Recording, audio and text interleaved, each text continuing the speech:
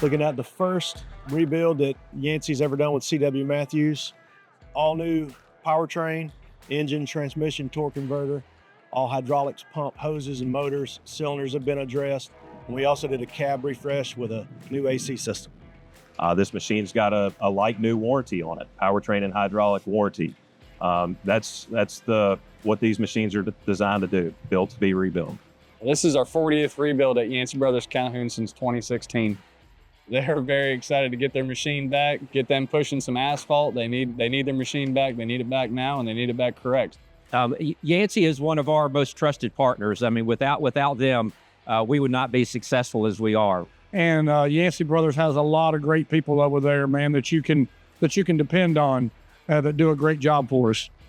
Very pleased to work with them and very grateful for their partnership. I think it looks awesome. I believe this is something we should have done a long time ago. It looks great. It's a lot different than any other machine we got out here. We don't have too many green machines out here, so yeah, totally different.